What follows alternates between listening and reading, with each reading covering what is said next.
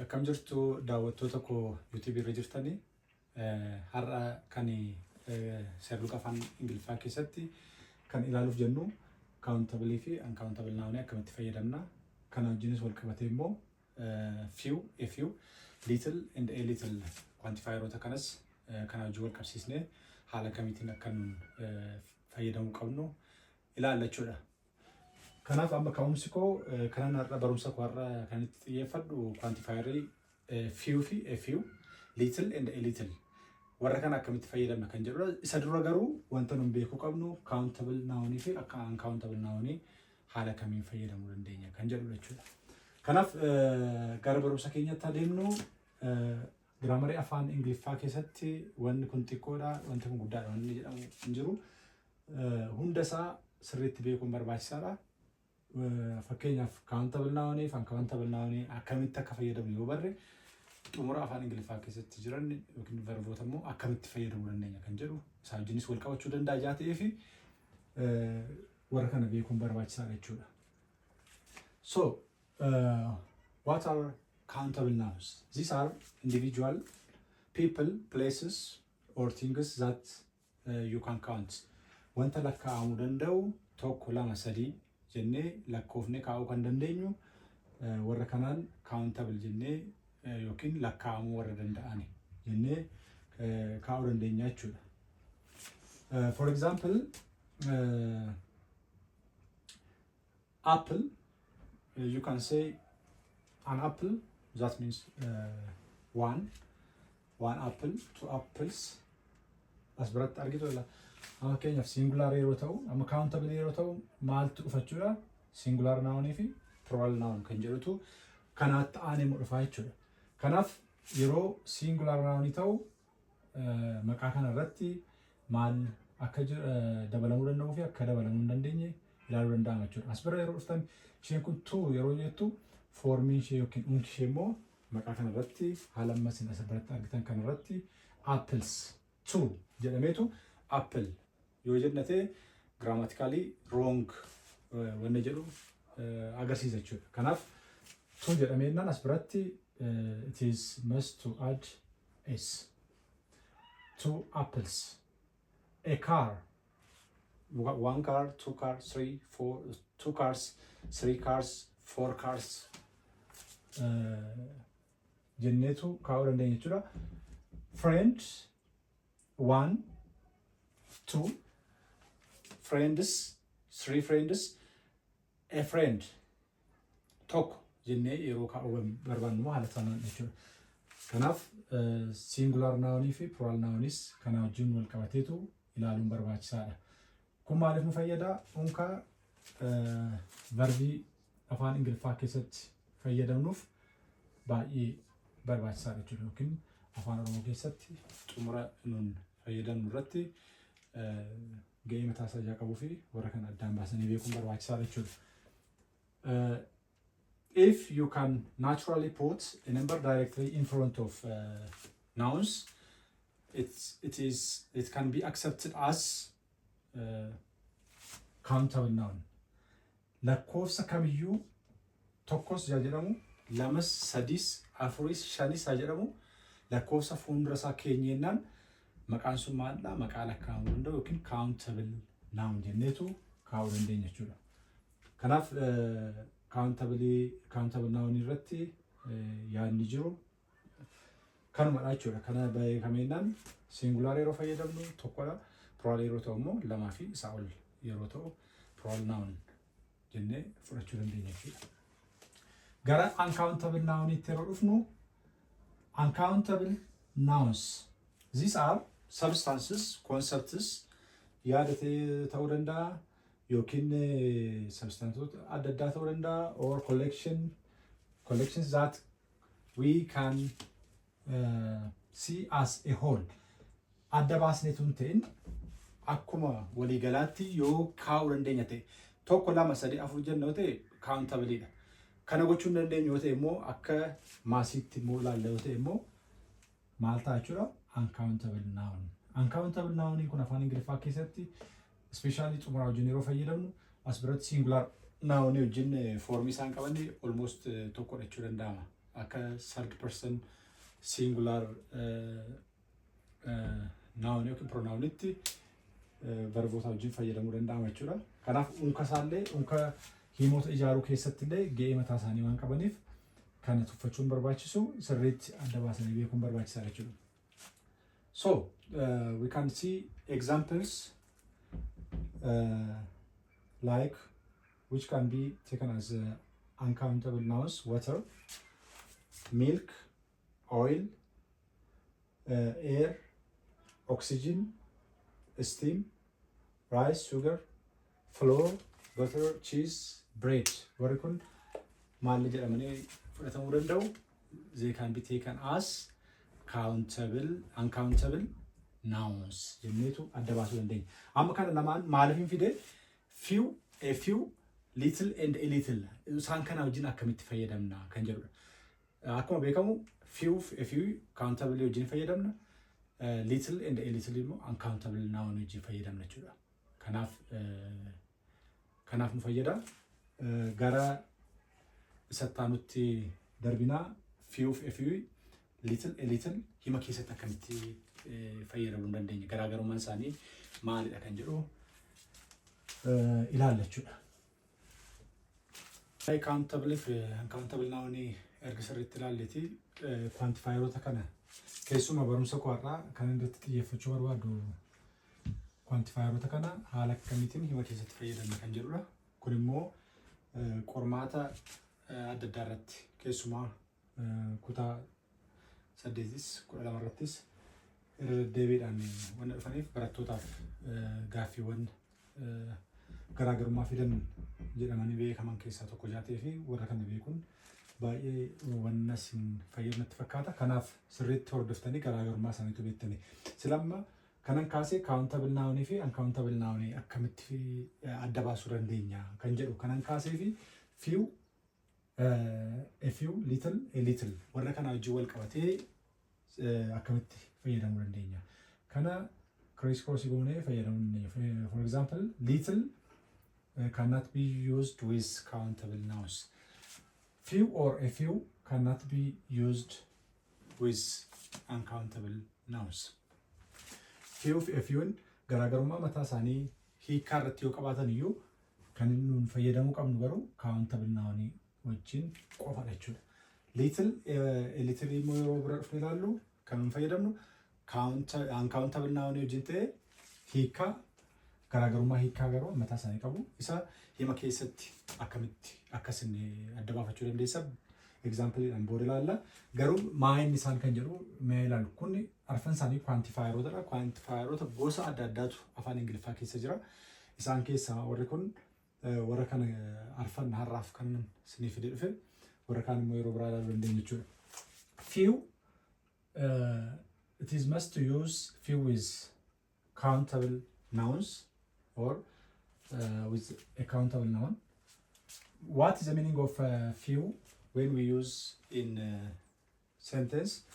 It is almost it has almost negative meaning, which is almost none, less than expected. Amma eegamuuti gad yeroo wanni tokko ta'ee nutti mul'atu maal fayyadamna jechuudha? Few kan jettu kana fayyadamna. Hima sana keessatti wanni tokko almost negativeidha jennee wanni yaadnu yoo ta'e naawuni sana fuuldura kan nuun fayyadamuu qabnu fewdha jechuudha. As bira yeroo dhufne ilaallu a few as biratti a few garaagarummaan qubee tokko hiikaa guddaa akkasiin fiddu ilaaluun barbaachisaadha jechuudha. Kanaaf countable noun wajjin fayyadamna akkuma as biratti jenne as biratti garaagarummaan isaa few irraa a fewn maayini garaagarummaan isaa it has positive meaning. Still, it is a small number. Lakkoofsaan xiqqoodha. Garuu wanna barbaachisu sanaaf moo gahaadha wanna jedhu of keessaa qaba. But enough. A small number, but enough. Yeroo wanni tokko gahaadha jennee yeroo yaadnu. Lakkoofsa muraasa ta'e iyyuu gahaadha jennee yeroo yaadnu hima keessatti fayyadamuu dandeenya. Gara littleitti yeroo dhufnu we use little with uncountable noun. Kuni baay'ee beezikidha. Countable wajjin isa kan fayyadamna. quantifierota keessatti keessuma kan nuni beekuu qabnu naawnoota countability ta'anii fi uncountability wajjin akkamitti fayyadamna kan jedhu. Kanaaf an kaasee warri kun bu'uura jaa ta'aniifidha sila barumsa jalqaba irratti kan kaaseef jechuudha. Kanaaf little should be used with uncountable noun. It has almost negative meaning, just like few. As biratti little, few. Negative garuu kun maayini garaagarummaa isaanii kana wajjin few kan nu fayyadamnu countable noun wajjinna. As biratti uncountable noun wajjin fayyadamna. It has negative meaning, almost nothing, not enough kan jedhu of keessaa qaba. As biratti yeroo dabalamtu immoo a little yeroo ta'u we use with uncountable nouns, and it has positive meaning, which means a small amount. As biratti small number itun ta'e number yoo dhame countable jaatee jechuudha. Uncountable kuni it's a small amount jechuudha. A little jechuudha small amount but enough. As biratti but enough ira garaagarummaan isaanii akkuma isinii kaasaa ture countable fi uncountable ta'uudha jechuudha. Amma kana maal keessatti ilaallachuudha? Hima keessatti contextually haala kamiin few fi a few fayyadamuu dandeenya. Bakka few'n galutti a few'n galuu danda'u, bakka a few'n galutti immoo few'n galuu danda'u. Hima keessatti contextually ilaaluun barbaachisaadha. Haala galumsa isaatiin ilaallee murteessina. Mee hima keessatti haa ilaallu. Okay, gara hima keessatti akkamitti few, a few, little and little fayyadamuu dandeenya kan jedhu yoo ilaalle gaariidha. Hima keessatti fakkeenyaaf as bira few fi a few'n jirti. Bakka isa tokko buusnee fayyadamuudhaa fi haala galumsa isaaniitiin hin ta'u jechuudha. Few bakka fayyadamuu qabnutti amma hima kana keessatti few qofaadha kan fayyadamuu dandeenyu. As biratti a few fayyadamuu hin dandeenyu. Maaliif himichi almost negative waan ta'eef jechuudha. As biratti immoo little yookiin little fayyadamnu. Maaliif yoo jenne here we have plural countable noun. Yeroo hundumaa few a few yeroo fayyadamnu countable wajjin fayyadamna neera. Countable immoo bakka lamatti hirra singular fi plural countable noun jennee bakka lamatti hiruu dandeenya. Few yookiin a few kan nu fayyadamnu yeroo hunda plural countable noun wajjin jechuudha. Kana beekuun immoo barbaachisaadha. As biratti ishee kana plural gochuun nurraa eegama. Wanti isaan wal fakkeessu kanadha. As biratti mee hima haala galumsa isaatiin haa ilaallu. He is very lonely, which can be taken as a negative word. Kumataa ishee akka agarsiistuu tokkotti itti fayyadamuu dandeenya jechuudha. Lonely jechuun kopummaa yookiin hariiroon nama biraa wajjin inni hiriyyaa akka hin qabaanne waan agarsiisu yaa ta'ee fi hima kana irratti hundoofneetu as biratti a few kan jedhu yoo fayyadamne contextually sirriin ta'uu jechuudha. Kanaaf haala galumsa isaan irratti hundoofne few a few fayyadamuu qabna kanan jedhee kaa'eef jechuudha. Kanaaf as biratti jechittiin kuni hima kana keessatti key dha jechuudha. It is key to use from this four quantifiers. Just we have here plural countable noun. Kanaaf as biratti lonely kan jettu ijaa jirtuuf as biratti immoo plural countable noun ijaa jiruuf few quantifierii few jedhu fayyadamna jechuudha. Haala kanaatiin exerciseota adda addaa ilaaltanii hojjechuun barbaachisaadha jechuudha.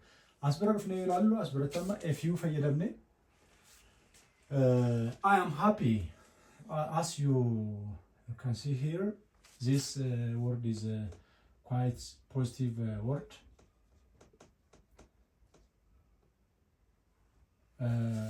I am happy because I have a few close friends. Hiriyoota natti dhiyaatan muraasa waan qabuuf baay'ee gammadaadha kan jedhudha.